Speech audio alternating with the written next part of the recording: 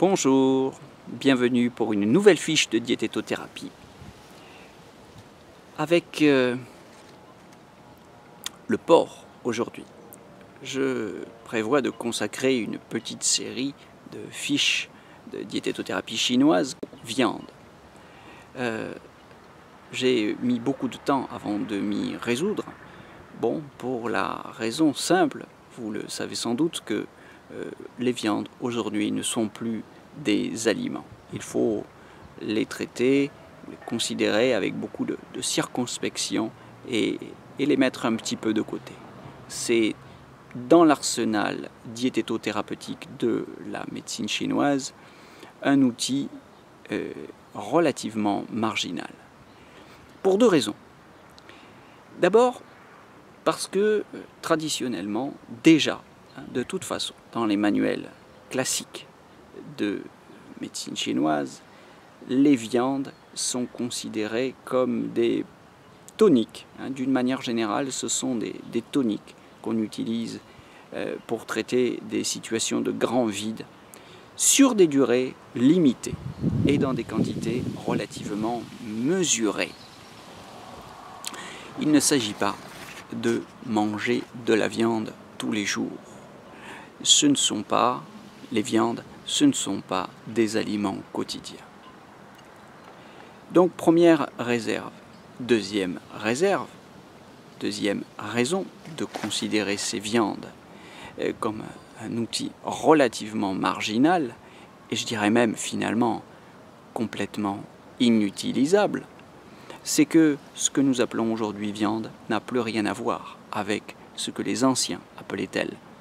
Je veux dire qu'aujourd'hui, dans le circuit de la grande distribution, de la production industrielle de la viande, eh bien, ce qu'on trouve, hormis les protéines animales, mêlées aux protéines animales, ce sont tout un tas de toxines, disons de poisons, à commencer par les antibiotiques. Vous savez qu'on utilise classiquement l'antibiothérapie, non seulement pour protéger les animaux en prévention, mais aussi pour les guérir et aussi pour les faire grossir plus vite. L'antibiothérapie sert de stimulant pour la croissance. On utilise aussi des hormones de croissance, on utilise toutes sortes de produits, notamment des anxiolytiques et des antidépresseurs sur des bétails malades, des anxiolytiques en fin de vie pour faciliter le transport de ces animaux dans les établissements, dans les abattoirs, et faciliter le travail des équarrisseurs. Donc, beaucoup de poubelles dans cette viande. Et je ne parle pas des céréales qui sont produites grâce à des engrais qui sont eux-mêmes extraits des stations d'épuration, qui ramassent tous les métaux lourds, tous les contraceptifs, tous les perturbateurs endocriniens, voilà, qui finissent dans l'estomac des animaux, et tout cela finit dans votre estomac à vous. Alors, pour toutes ces raisons qui sont bien connues du monde des végétariens, trouvez beaucoup de vidéos sur le net là-dessus, je vous invite à reconsidérer la place et l'importance de la viande dans votre alimentation. Alors cela ne nous empêche pas d'étudier ce que la médecine traditionnelle chinoise en dit dans ses textes. Cela ne nous empêche pas d'étudier les effets traditionnellement reconnus à chacune de ces viandes, mais sans être dupe du décalage terminologique, de l'infléchissement du sens des mots qui est produit par tout simplement la modification de nos modes d'élevage et de consommation. Alors, le porc, zhurou en chinois, ça renvoie à cet animal, zhu, le porc, que nous élevons depuis 8 ou 10 000 ans, depuis les débuts de la révolution néolithique. Un vieil ami de l'homme, le porc, qui est de nature neutre en ce qui concerne son effet thermique, et de saveur douce à salée. Plutôt douce pour la viande elle-même, plus salée pour le jambon, roatouille, évidemment spécialement le jambon, puisque vous savez que c'est une viande conservée, séchée dans du sel, mais le porc a par lui-même une inclination vers le salé. Les tropismes sont poumon, rate estomac, gros intestin et rein. C'est globalement un grand tonique du yin, le porc. Un grand tonique du yin et du sang. C'est un grand produit humidifiant.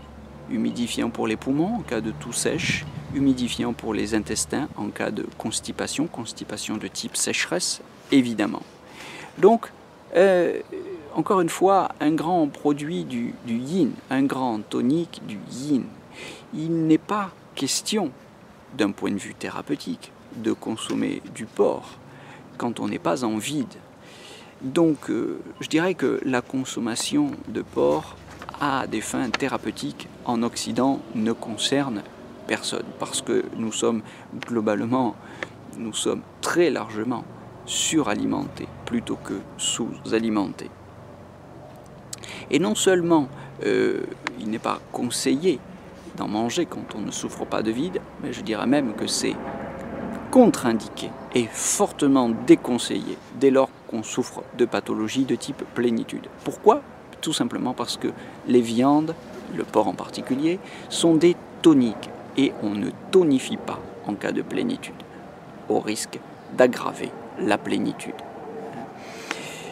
Je vous mets donc en garde pour toutes les pathologies de type plénitude.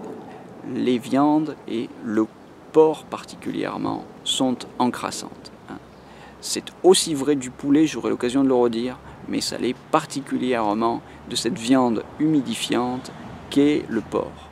Une viande encrassante qui va générer du tanne et, sinon provoquer, du moins encourager toutes les pathologies cardiovasculaires, de la simple hypertension au cholestérol, en passant par la liste de toutes les pathologies cardiovasculaires. Si vous en souffrez, renoncez à la viande et au porc en particulier.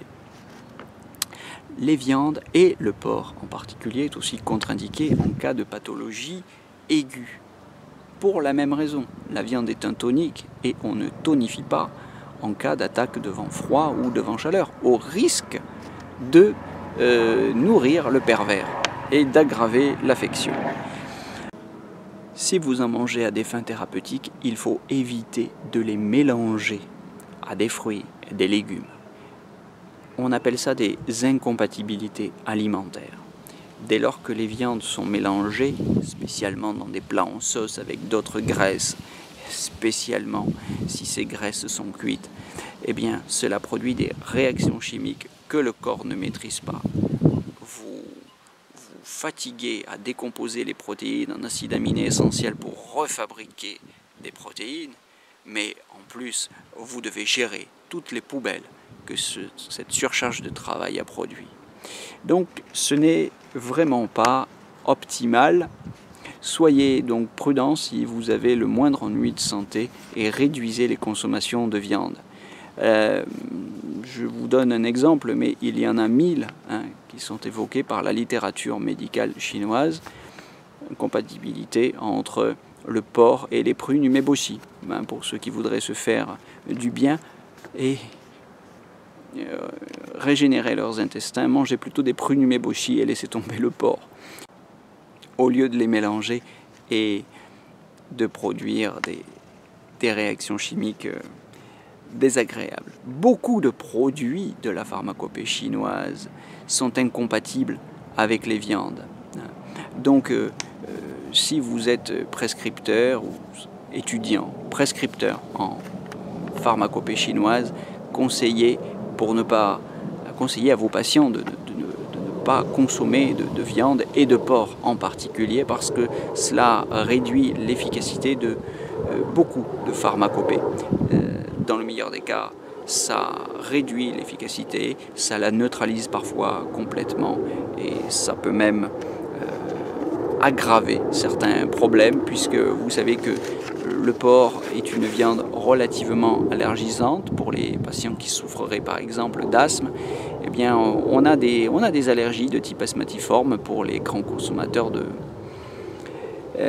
porc. Voilà, soyez prudents et j'aurai l'occasion de continuer sur les viandes. Je prépare une petite série de vidéos sur les viandes. Je considère plutôt comme des anti-aliments que comme des aliments. Cela dit, il existe un proverbe, un principe chinois qui dit que l'organe nourrit l'organe. Donc sachez que dans la médecine traditionnelle chinoise, évidemment, comme chez les alchimistes médiévaux, comme dans la théorie des signatures de Paracels, il y a des correspondances. Il y a un jeu de correspondance énergétique entre les organes de l'animal et les nôtres. Ce qui signifie que, concrètement, quand vous mangez du rognon, cela a un effet tonifiant sur votre libido. Les rognons sont un tonique sexuel. Le foie aura une action sur votre foie et sur vos yeux, puisque vous savez que le méridien interne du foie sort aux yeux. La consommation du cœur, qui est le logis du chêne, aura des effets sur vos symptômes psychiques. La consommation du boudin, qui contient du sang, qui est fait de sang, aura plus d'action sur les pathologies de votre sang, spécialement, enfin encore une fois, les pathologies de type vide. La cervelle pourra être utilisée pour traiter les problèmes du système cérébral, les boyaux pour les problèmes intestinaux, de même que la vessie pour les énurésies par exemple. Voilà ce qu'on disait globalement, traditionnellement en Chine ancienne. Cela dit, aujourd'hui, il y a peut-être des moyens plus glamour de traiter ces pathologies, moins coûteux. Et je vous invite donc à revoir notre copie et à réfléchir sur les fondements de la diététothérapie chinoise et les conditions de leur application dans notre monde moderne pour les patients qui sont les nôtres aujourd'hui. Encore une fois, nous souffrons essentiellement de pathologies de type plénitude et des pathologies de type inflammatoire qui remplissent nos cabinets. Et pour toutes ces pathologies-là, la consommation de ces toniques que sont les viandes est plutôt déconseillée. Alors nos patients sont fatigués, c'est ce qui leur fait croire que la consommation de viande va les améliorer, mais c'est un leurre. Ils sont fatigués comme on est fatigué au milieu d'un embouteillage sur l'autoroute. Ce n'est pas parce qu'il n'y a pas d'essence dans la voiture que ça n'avance pas, c'est parce qu'il y a un bouchon. Et on aurait tort de croire qu'il suffit de remplir son réservoir d'essence et d'appuyer sur le champignon pour que les choses se remettent à aller, à avancer. Non. On peut être fatigué, on peut être au bout du rouleau, par plénitude, parce qu'on souffre de pathologies de type plénitude, et non pas nécessairement parce qu'on est en vide. On peut être vidé, entre guillemets, parce qu'on est suralimenté. C'est le cas de la plupart des patients. Je vous invite à y réfléchir et en tout cas à faire un usage intelligent, plus de discernement dans l'utilisation et le conseil en diététothérapie pour le bien-être de tous, de la planète, des animaux et surtout le nôtre. Je vous souhaite une bonne journée, je vous donne rendez-vous très bientôt pour une nouvelle fiche de diététothérapie avec les formations énergie. À très bientôt.